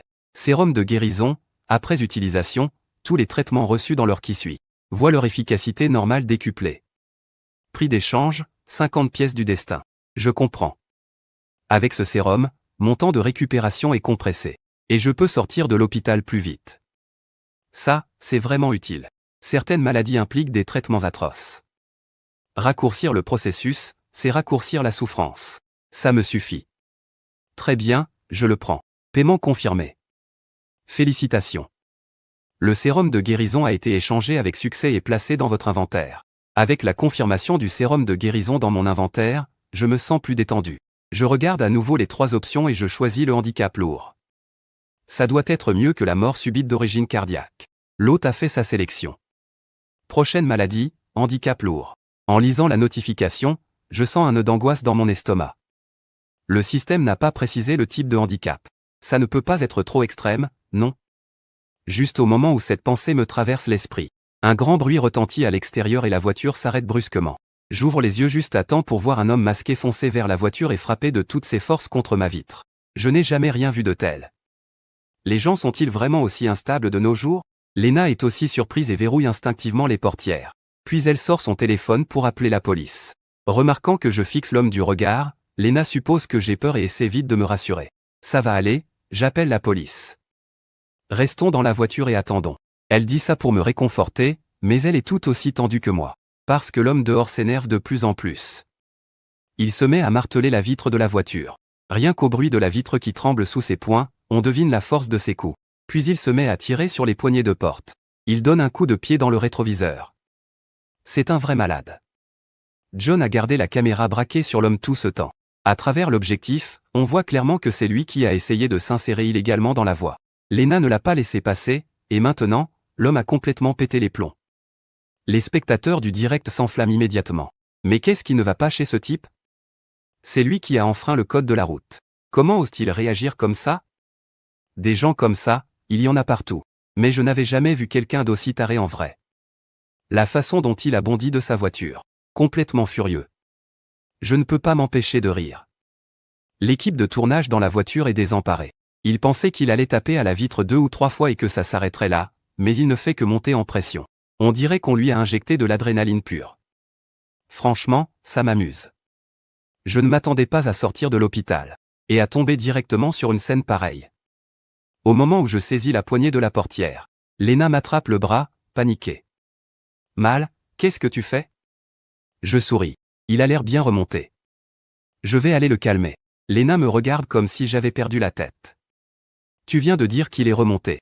Et tu veux quand même y aller? Tu vas te faire frapper, écoute-moi. Reste dans la voiture. On attend la police, s'il te plaît. Bien sûr, je n'en ai aucune envie. Ignorant ses tentatives pour m'arrêter, j'ouvre la portière et je sors. Le live s'enflamme. Il est sorti direct pour lui faire face. Quel cran! La jeunesse et l'impulsivité. Un cocktail dangereux. Vu comment l'autre est énervé, ça va forcément finir en bagarre. Exactement. Le corps de mâle n'est pas en état de se battre. Il ne fera pas le poids contre ce type. Tout le monde retient son souffle pour moi, mais je suis parfaitement calme. La rage au volant. Je n'avais juste jamais eu l'occasion de gérer ça avant. Aujourd'hui, je vais lui faire passer cette mauvaise habitude. L'homme ne s'attendait pas à ce qu'un jeune sorte de la voiture. Il s'approche de moi d'un pas décidé et me pointe son doigt au visage, en déversant un torrent d'insultes. Les gens, ils savent conduire ou quoi? Si tu sais pas conduire, tu prends le bus. Arrête de venir nous émerder sur la route. C'est ma voiture toute neuve, je viens juste de la récupérer. Tu me l'as mise à la casse. Peut-être inquiète que l'homme finisse par me frapper, une femme sort rapidement de la voiture à son tour. Contrairement à l'homme, cette femme semble beaucoup plus calme. Elle fait d'abord lentement le tour de la voiture, puis parle d'un ton dégoulinant de condescendance. Les jeunes conducteurs d'aujourd'hui n'ont vraiment aucune classe. Je me demande comment ils ont eu leur permis. Ils ont séché l'examen ou quoi? Laisse tomber, Adrian. Ça ne sert à rien de parler à un gamin comme lui. Qu'est-ce qu'il y connaît? Jeune homme, donnez-nous 40 000 yuan, et on n'en parle plus. On ne cherche pas à vous compliquer la vie. Le live est aussitôt inondé de commentaires. Le culot de cette femme. Une simple éraflure sur le pare-choc et elle demande 40 000 yuan. Ces deux-là sont faits du même bois. Clairement mal élevé. Lui, c'est la rage, elle, c'est la ruse. Faites rentrer mal dans la voiture, je stresse rien qu'à regarder. Il n'y a rien à tirer de gens comme ça. Ce sont eux qui ont enfreint les règles. Et maintenant, ils veulent un arrangement à l'amiable. Cette femme est calculatrice. Je n'ai pas dit un mot de tout ce temps, me contentant de leur sourire. Mon sourire les met mal à l'aise, mais ce malaise se transforme rapidement en colère. À quoi il joue, ce gamin? Il se fout de notre gueule, s'emporte Adrian. Pourquoi tu souris, petit con? Continue et je t'arrache les yeux. La femme, nommée Faye, en a aussi assez. Quel est votre problème? J'essaie d'avoir une conversation civilisée avec vous, et vous restez planté là à nous narguer avec votre sourire. Qu'est-ce que ça veut dire, au juste? Ils ont laissé leur voiture au milieu de la route. Et me pointent du doigt. Il ne faut pas longtemps avant que des passants commencent à se rassembler. Au début, les badauds ne comprennent pas ce qui se passe, mais quelqu'un qui a tout vu commence à expliquer. Et la situation devient vite claire. La foule prend immédiatement mon parti. Vous avez du culot, vous deux. C'est vous qui nous avez coupé la route illégalement. Exactement, et en plus vous lui hurlez dessus, alors que ce n'est qu'un gamin. Vous êtes beaucoup trop déraisonnable, et la foule se retourne contre eux. Le couple finit par perdre le peu de sang-froid qui lui restait. Faye laisse tomber toute retenue et commence à faire une scène. Est-ce que l'un de vous sait vraiment ce qui s'est passé? Regardez-vous tous à jouer les héros. Ne croyez pas que d'être en groupe vous donne raison. Il ne partira pas d'ici tant qu'il n'aura pas payé. La situation continue de s'envenimer. Lena et John sortent de la voiture. Au moment où Faye aperçoit John avec sa grosse caméra professionnelle sur l'épaule. Elle se fige une seconde, puis explose. Pourquoi ce truc est pointé sur moi? Vous savez ce que c'est le droit à l'image? Éteignez-la tout de suite. Lena tente d'expliquer calmement. S'il vous plaît, calmez-vous. Nous sommes de la chaîne de télévision de la ville et nous sommes actuellement en direct. Avant que Lena ne puisse finir, Faye tend à nouveau la main vers la caméra. Je me fiche de votre chaîne. Me filmer sans mon consentement est une violation de mes droits. Éteignez ça à l'instant. Alors que la main de Faye est sur le point d'atteindre la caméra, j'interviens et la bloque. Madame, j'ai été très patient avec vous deux. Vous voulez jouer les déraisonnables? Je vous préviens, ce que John transporte, c'est du matériel de diffusion professionnel. Un seul appareil coûte plus de 100 000 yuan. Voulez-vous vraiment en être responsable? Cela fait immédiatement hésiter Faye. Une caméra à 100 000 yuan. Elle n'a vraiment pas les moyens de payer ça. Mais son regard s'aiguise à nouveau presque aussitôt. Elle ne peut pas payer la caméra, mais sans prendre à un gamin, ça, c'est assez facile. Sur cette pensée, elle se déchaîne. Je croyais que tu étais muet. Finalement, tu sais parler. Espèce de petit morveux. Je souris à cette flopée d'insultes. Tu as un sacré culot d'oser me parler comme ça. Je mets la main dans ma poche et j'en sors la carte blanche que le directeur Aldrich m'a donnée. Vous savez ce que c'est? Faye la regarde, l'air de rien, et secoue la tête. C'est la carte du dragon blanc, remise en personne par le directeur Aldrich. Avec cette carte, je peux recevoir des soins médicaux dans n'importe quel hôpital du pays, avec une prise en charge totale et un service prioritaire garanti. Faye est encore plus confuse. Elle s'attendait peut-être à une carte bancaire. Quelque chose qui indiquerait la richesse ou le statut, mais je sors ce qui ressemble à une carte d'assurance maladie. Elle laisse échapper un petit rire, d'un revers de la main, fait voler la carte de ma main.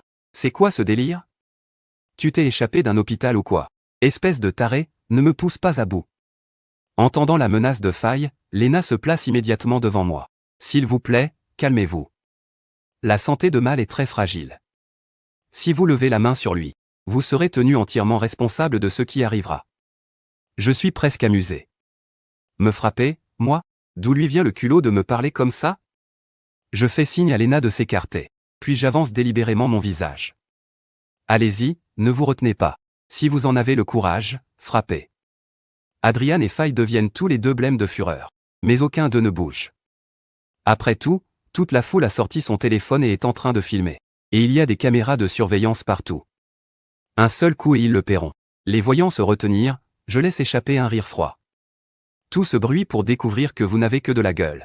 Je pensais vraiment que vous auriez le courage de faire quelque chose. Ils tremblent de rage. Vous?